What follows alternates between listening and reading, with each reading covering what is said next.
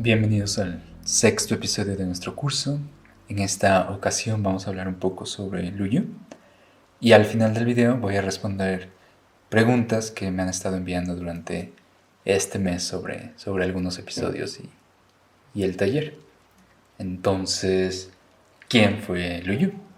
Este es el personaje más importante de la historia del té, porque sin Luyu el té no se hubiera expandido con tanta fuerza durante la dinastía Tang.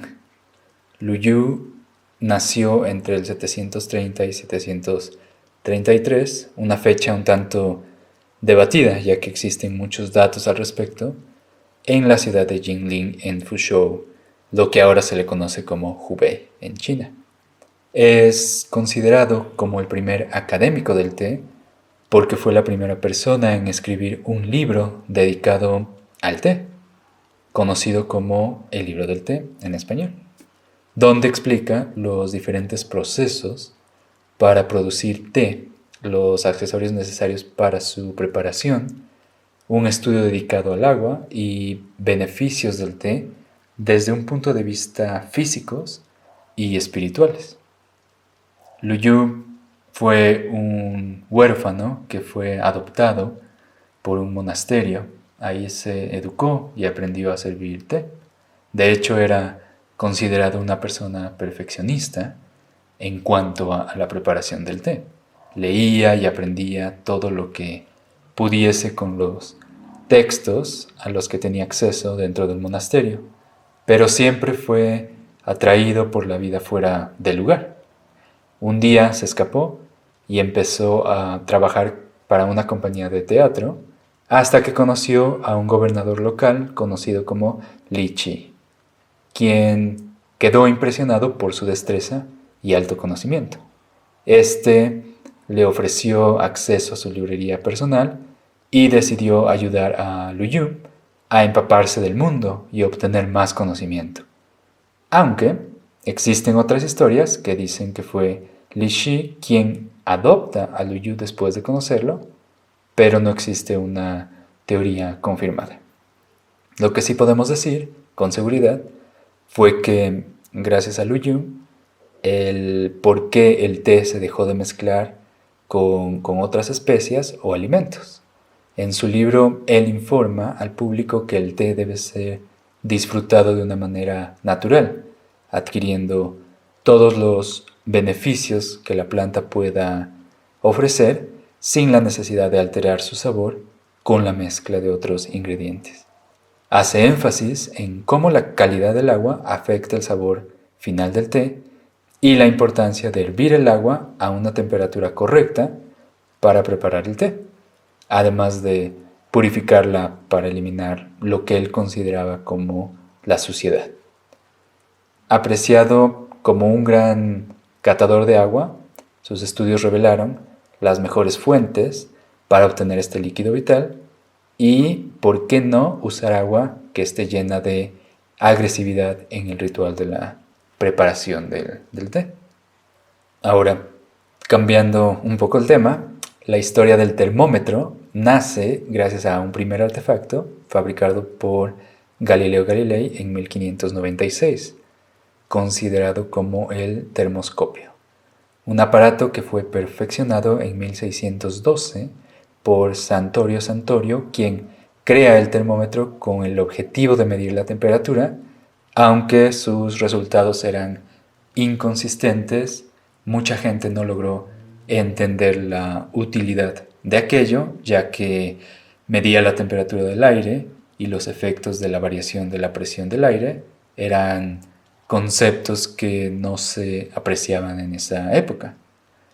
Y en 1654, Ferdinand II, el gran duque de la Toscana, crea el primer termómetro con líquido, con alcohol, encerrado dentro de un tubo para medir la temperatura, aunque no poseía una escala y los resultados eran erróneos, hasta que llegó Gabriel Fahrenheit, quien en 1714 reemplaza el alcohol por mercurio, y gracias a la expansión del mercurio con la temperatura y el perfeccionismo de las técnicas del trabajo con vidrio de aquella época, crea la primera escala y el primer termómetro funcional.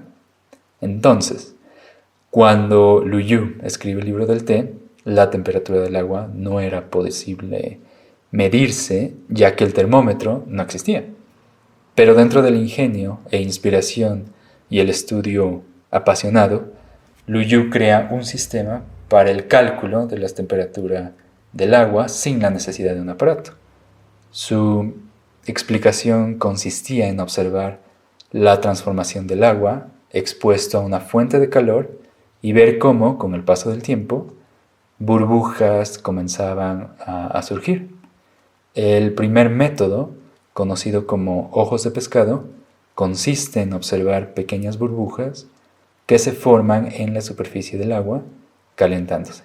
Esto significaba que la temperatura era adecuada para tés delicados, lo que se traduce a una temperatura de 80 a 85 grados centígrados.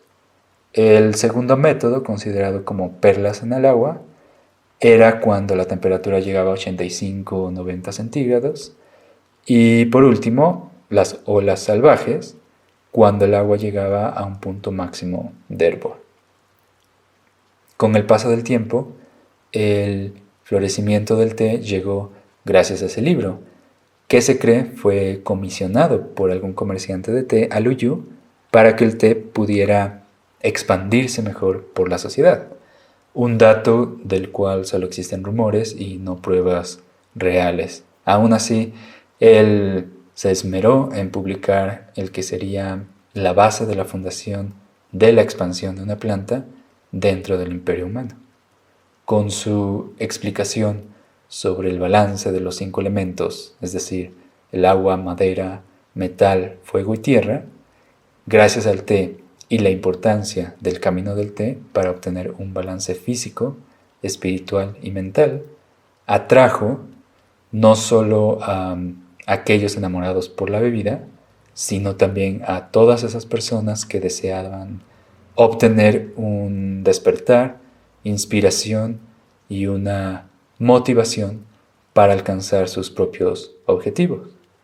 El té se volvió el centro de todo, ayudando a la purificación y al despertar de la conciencia y al entendimiento entre los hombres de la sociedad. Y con eso llegamos al fin de este episodio. Espero que lo hayan disfrutado.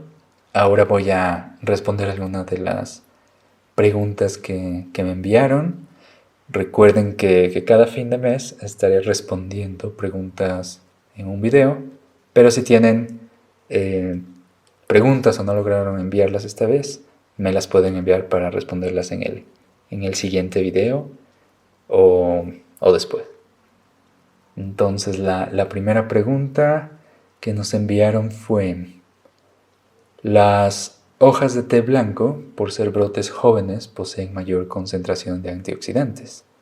Esto implica que también posean mayor cantidad de cafeína, porque tenía pensado que al final del día, si tomaba té blanco, disminuía la cantidad de cafeína ingerida y evitaba el insomnio. Okay. Entonces,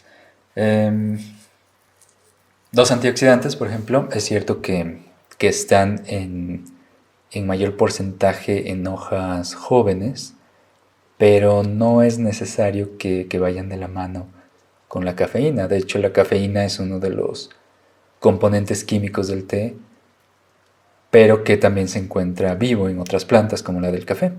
De hecho, es por este elemento que se comparan muchas veces el té y el café.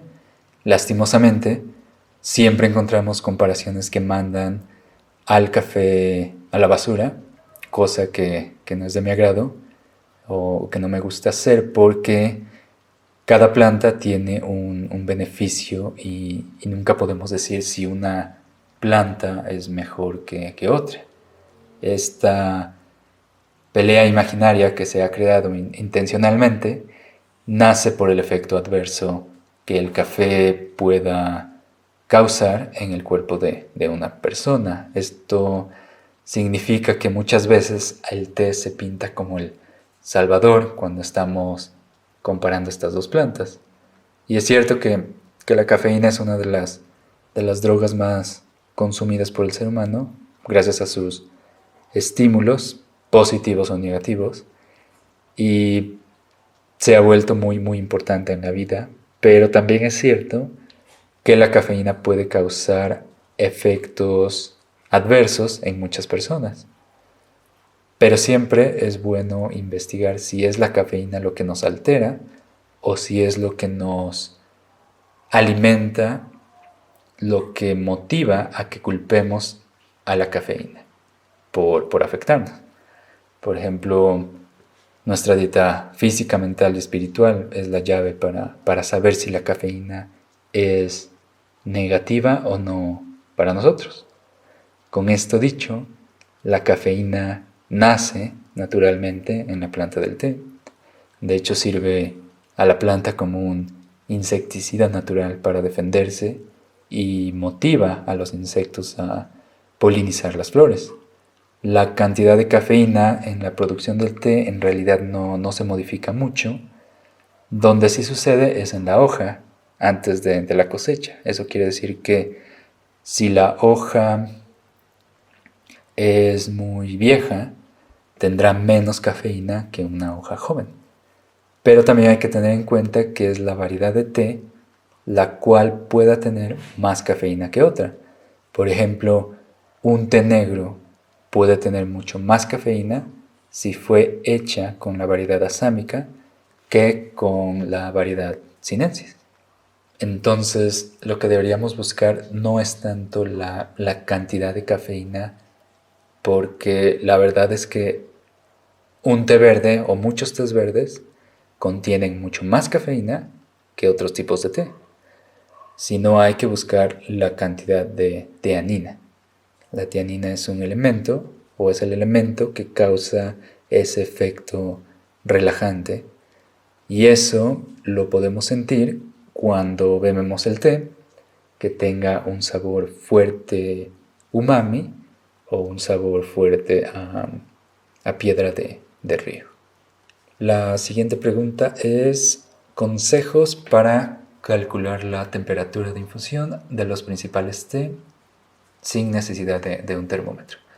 Bueno, esta ya la vimos en este mismo video. Luyu crea el sistema de observar las burbujas de agua para calcular su temperatura y así preparar té. Pero además de ese método existe otro que se llama el método del sonido. Este método incluye el prestar atención a lo que la tetera nos dice. Es decir, si la tetera expresa un sonido como la brisa de mar, indicará que el agua está a una temperatura entre 60 a 75 grados centígrados. Si el sonido es como un viento en el bosque, la temperatura puede ser entre 75 a 85 grados. Y si el sonido es como el de un ventarrón, es que está cerca de su máximo de temperatura.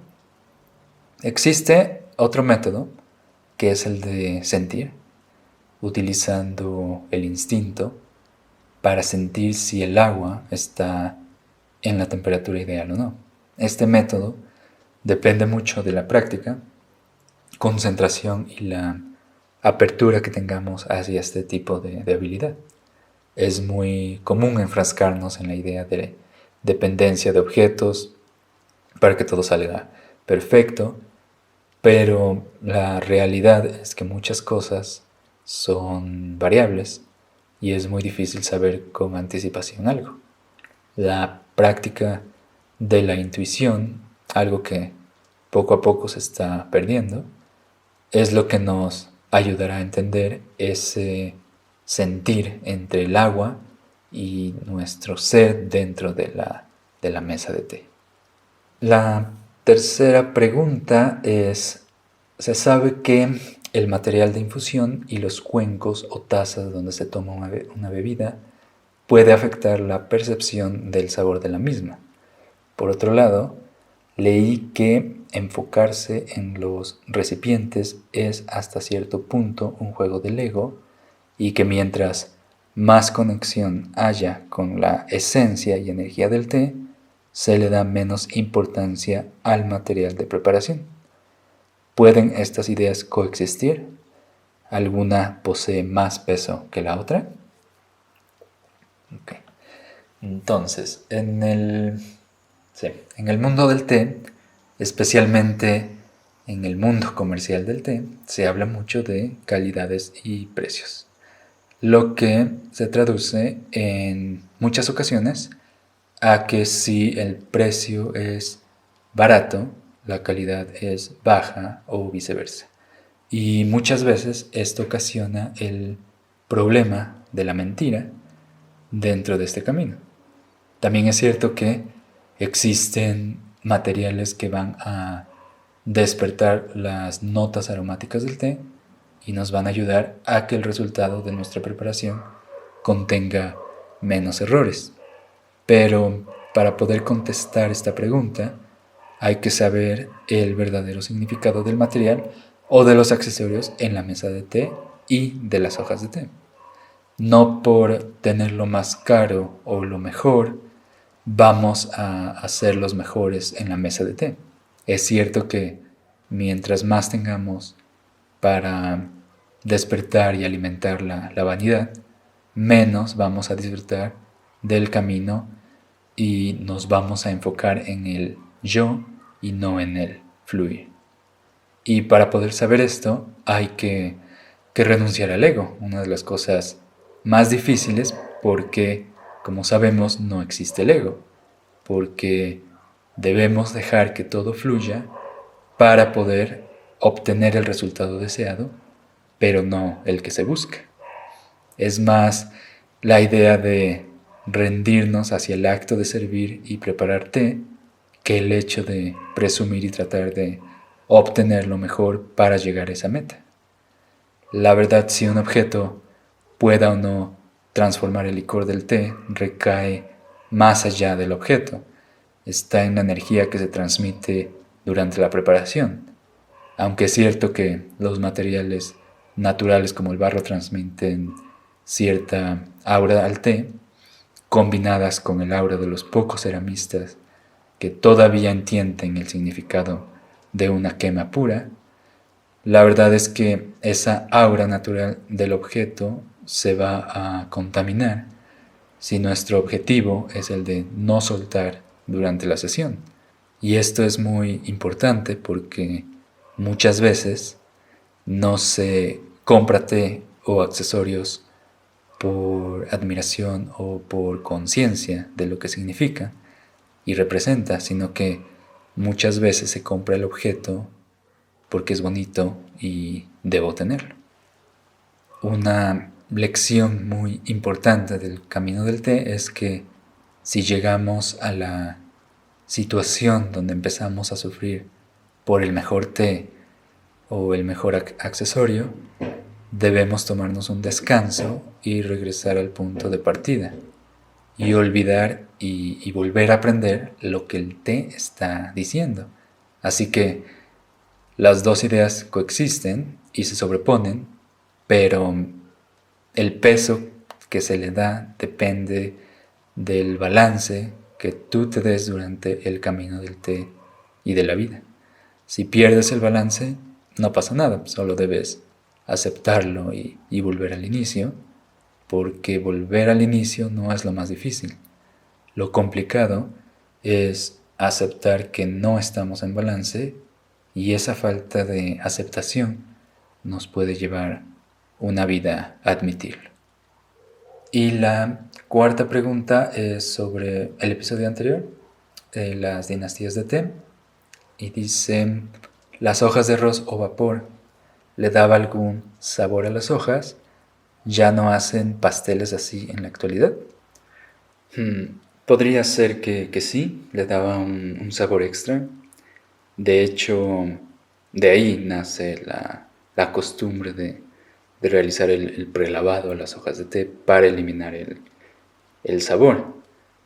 Pero también hay que considerar que en aquella época el té no estaba empacado en bolsas o latas y no se le cuidaba de los sabores externos. Entonces puede ser que sí sabía arroz, y también a todo lo que absorbía a su alrededor. O tal vez el aroma de arroz desaparecía y solo quedaban la mezcla de los diferentes otros aromas.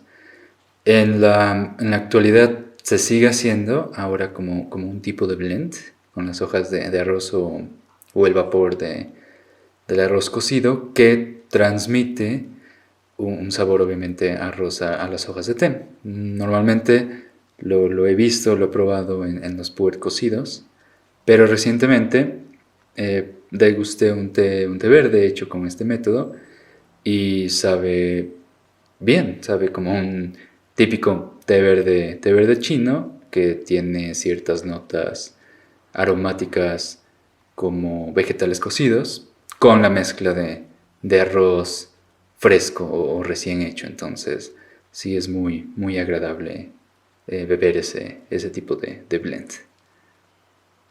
Y bueno, eso es todo por hoy.